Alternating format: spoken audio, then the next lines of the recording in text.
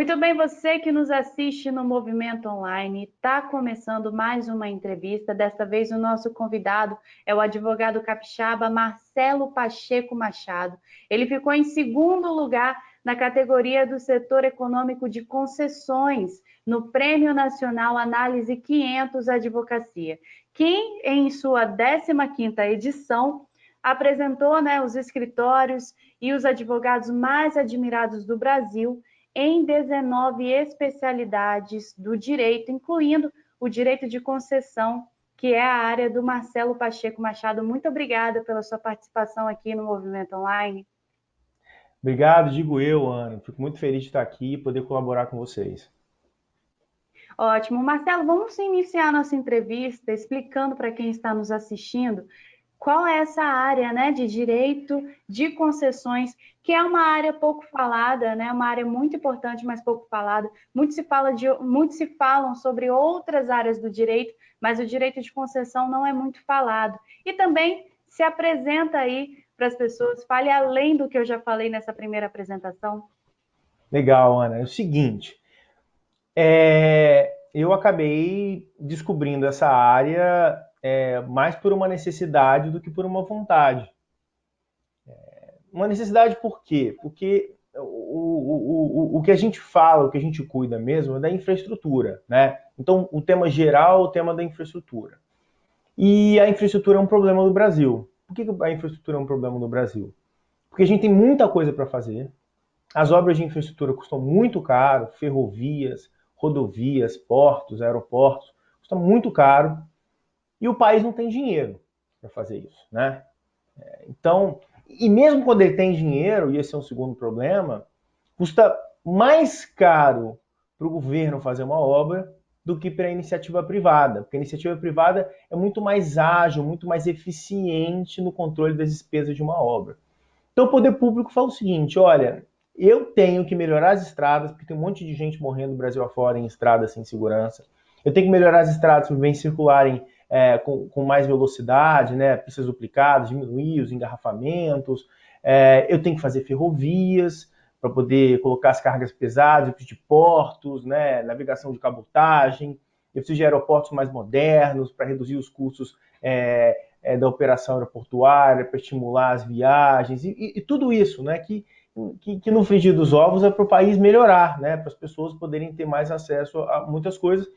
Só que eu não tenho dinheiro para fazer isso.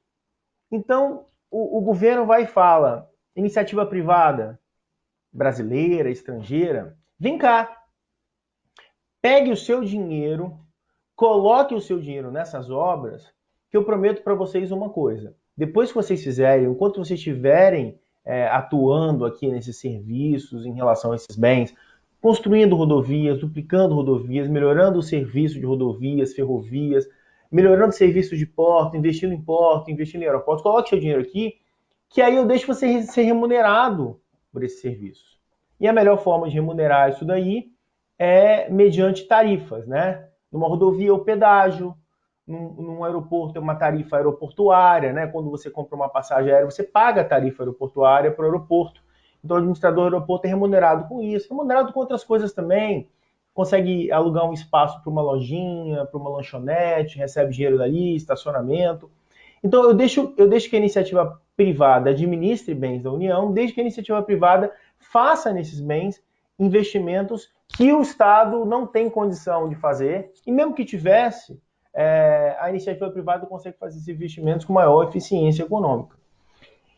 E, ultimamente, né, a gente tem no Brasil, na verdade, no início da década de 90, a gente começou a ver alguns processos de concessão. Aqui no Estado, a gente tem, por exemplo, a Rodossol, que foi um exemplo de enorme sucesso. As pessoas não se lembram como era difícil ir para Guarapari no verão, né, de Vitória para Guarapari, por exemplo, porque tinha muito trânsito, e aí a duplicação da Rodovia do Sol com investimento de iniciativa privada foi um grande sucesso, que melhorou bastante, inclusive o conforto, o transporte de pessoas nessa região. E isso se intensificou também nos últimos 5 anos, ou 10 anos, talvez, no Brasil e dentro do Espírito Santo, com algumas novas concessões que vieram por aqui.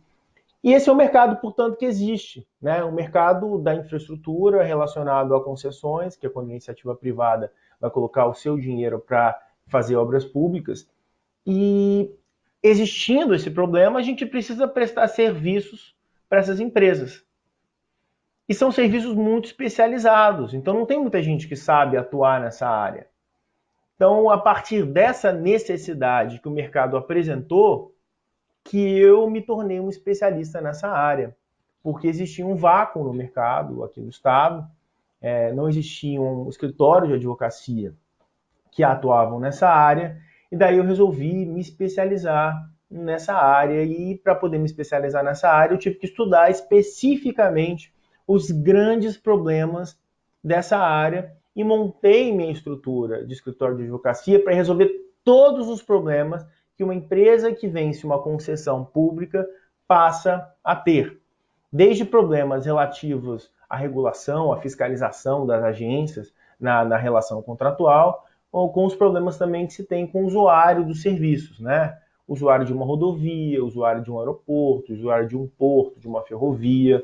E a partir daí, atuando aqui dentro do Estado, a gente adquiriu um conhecimento muito especial sobre isso daí e acabamos desenvolvendo algumas soluções jurídicas, de certa forma, inovadoras. E é isso aí que começou no mercado, aquele escritório resolveu esse problema que a gente tem, só que a gente tem esse problema em Minas, a gente tem esse problema no Rio Grande do Sul, a gente tem esse problema no Rio de Janeiro, a gente tem esse problema em São Paulo. Aí eu comecei a ser chamado para resolver esses mesmos problemas que eu tinha resolvido aqui por lá. E o escritório acabou sendo conhecido fora aqui do estado por essa atuação. O que foi muito legal, né? Porque foi algo que a gente conseguiu fazer a partir mesmo de um problema concreto do estudo, né? E do trabalho que a gente teve para resolver esses problemas. Daí, emendando, né? O que foi esse prêmio? Esse prêmio foi isso, né? Exatamente isso.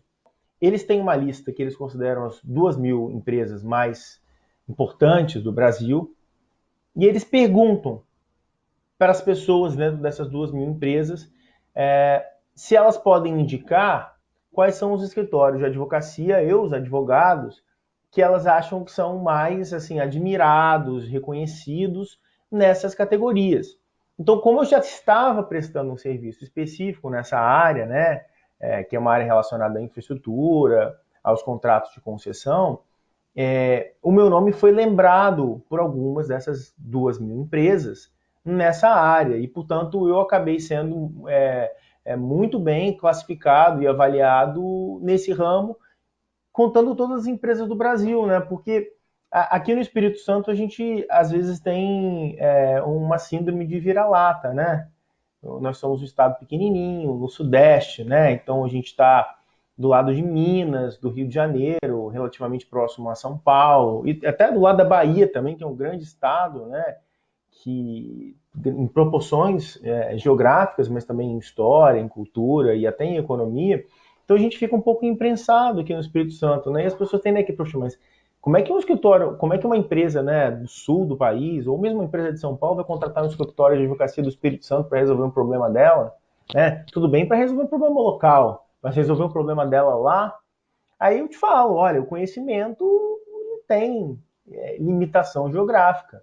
E a gente trabalha com conhecimento. Então, se a gente adquire um conhecimento e a gente presta um serviço com qualidade, a tecnologia, inclusive, vai nos auxiliar a prestar serviço em qualquer lugar, porque a gente consegue aqui falar por vídeo com você, a gente consegue resolver as coisas por e-mail, por telefone, e são poucas as hipóteses em que a gente precisa ir pessoalmente num lugar para resolver um problema hoje, principalmente no âmbito jurídico. Até porque os processos a grande maioria dos lugares do Brasil são todos eletrônicos. Então, a tecnologia, de um lado, e a informação, o conhecimento que a gente adquiriu, permite que a gente aqui no Espírito Santo preste serviço em todos os cantos do país. E daí, por consequência, pelo fato da gente estar prestando serviço lá, e graças a Deus, da gente ter tido um feedback positivo dessas pessoas, a gente acabou sendo avaliado do lado de escritórios nacionais, de 30, 40, 50 anos, assim, que são muito bem consolidados, por sinal, muito famosos. E o nosso nome, o escritório aqui do estado, novo, né, de pessoas novas, uma equipe jovem daqui, ter sido colocado numa avaliação lado a lado com eles é algo muito satisfatório para mim, mas eu acho que é legal, que mostra para os outros também que a gente consegue competir com eles de igual para igual. Excelente. E como que funcionou a seleção para essa categoria? Quantas empresas foram consultadas nessa premiação aí, competindo contra o seu escritório? Em tese, né, qualquer escritório poderia ser sido avaliado, né? Então, a gente acaba, na prática, competindo com os outros escritórios que já têm uma atuação neste segmento, né? Então, as empresas vão responder, basicamente, a respeito dos escritórios de advocacia com os quais elas têm relação, né? E essas grandes empresas, normalmente, têm vários escritórios de advocacia que prestam serviço para elas em diferentes áreas. Então, elas acabaram escolhendo alguns de determinada área, né? Lógico que esses grandes escritórios nacionais, eles vão ser bem avaliados, sei lá, dessas 19, em 10, 12, 15, né? Áreas diferentes, né? E alguns escritórios especializados, como é o nosso, que atua um foco específico na área de engenharia, infraestrutura, a gente tem essa avaliação específica nessa nossa área, né? Até porque a gente também foi muito bem avaliado no Espírito Santo, tanto como advogado e como o escritório, nós fomos muito bem avaliados entre os escritórios do Espírito Santo, que é uma avaliação diferente, né? Você tem a avaliação nacional, nessas 19 áreas, e você tem a avaliação por estado, né? E no nosso estado a gente também foi muito bem avaliado. Ótimo, Marcelo. Vamos falar um pouquinho, então, voltar para o direito de concessão, que no caso é a área, né, que te premiou aí no Prêmio Nacional Análise 500 de Advocacia, para saber de que maneira que a advocacia atua nesses trâmites de investimento, né, dos órgãos públicos para as empresas privadas nas obras públicas das cidades, do estado. É super complexo. Na verdade, existem muitas áreas do direito correlacionadas e existe também uma necessidade de compreensão de alguns aspectos econômicos. Então você não pode ser, sei lá, um advogado de uma nota só, né? Aquele advogado que só sabe fazer uma coisa, né? Apesar de você ser especializado no setor econômico, mas ao ser especializado no setor econômico, você tem que ser um advogado que tem conhecimento de diferentes aspectos ao mesmo tempo. Começa com uma concorrência, né? Então existe lá um edital divulgado pela NTT que vai fazer uma concorrência a respeito de uma concessão. Um exemplo que eu inclusive já tive a oportunidade de ver uma entrevista no próprio site de vocês a respeito do funcionamento da NTT, que fez menção específica ao leilão que vai ocorrer da rodovia BR-262, é um excelente exemplo. A NTT divulga, vamos fazer um leilão de concessão da BR-262. Não é apenas da BR-262, uma outra parte de uma outra BR em Minas também está dentro desse pacotão. E aí é um edital super complexo. Então, as empresas interessadas, então o governo vai solta um edital. Então, várias empresas vão olhar, opa, vamos dar uma olhada nesse edital aqui. O governo está querendo que nós.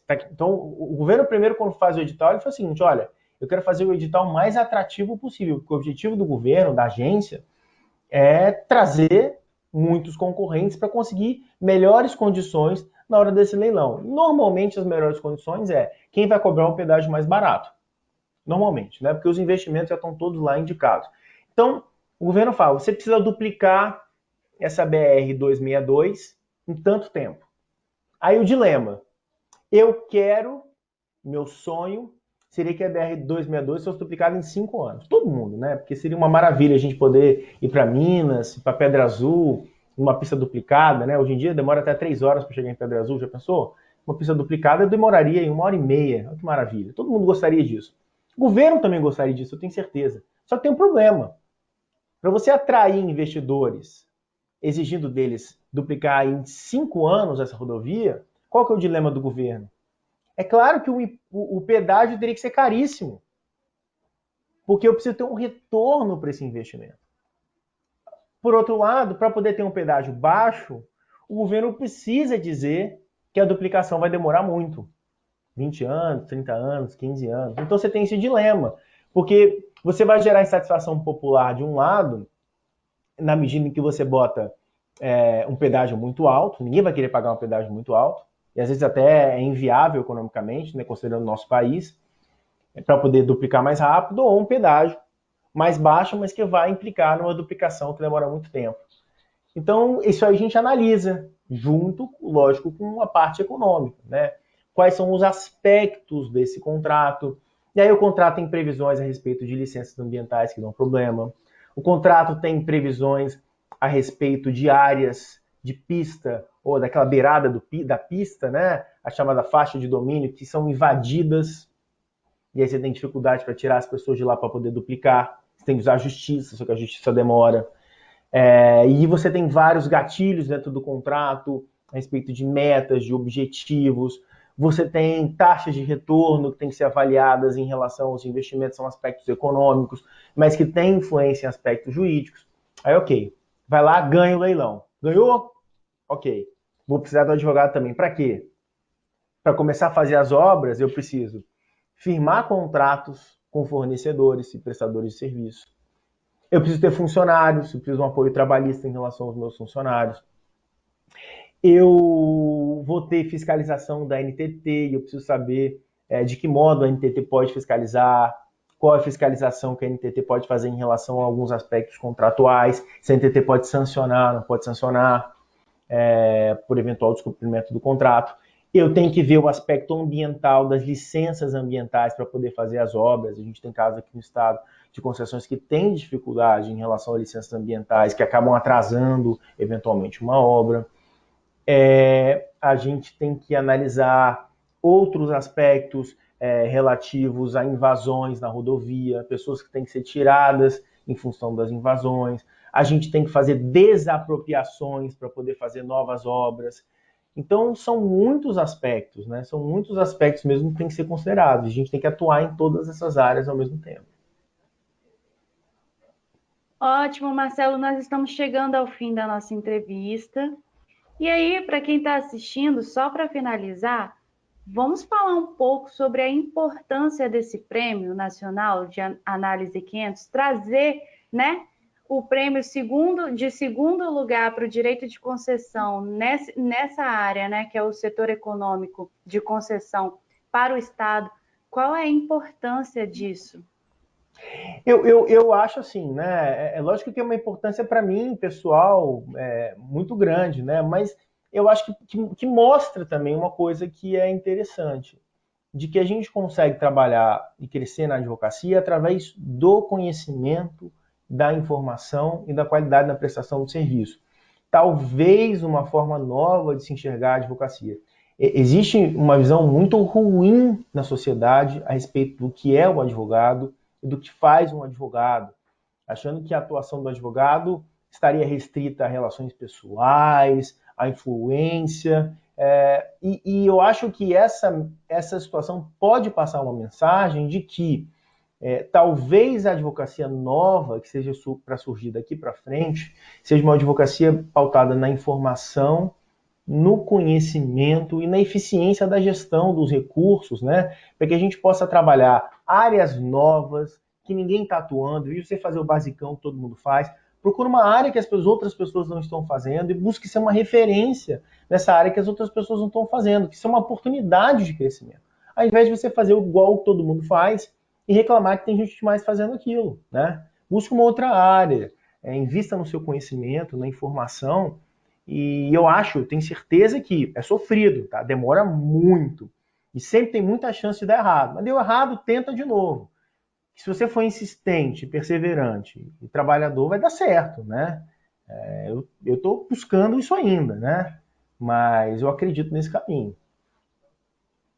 Tenho certeza que já se tornou uma referência aí do direito de concessão ao trazer esse prêmio para a gente aqui, o primeiro, né, advogado capixaba a trazer esse prêmio aí de segundo lugar, mas o primeiro lugar aqui no estado. Parabéns, Marcelo, por essa premiação aí recebida. Muito obrigado, Ana. Foi um prazer falar com você. Estou sempre à disposição. Um abração. Excelente. Você pode assistir outras entrevistas no www.movimentoonline.com.br. Eu vou ficar por aqui com o Marcelo Pacheco Machado, que ficou em segundo lugar, né, na categoria de setor econômico de concessão no Prêmio Nacional Análise 500 de Advocacia, na 15ª edição do prêmio, né? Obrigada, Marcelo, pela sua participação aí.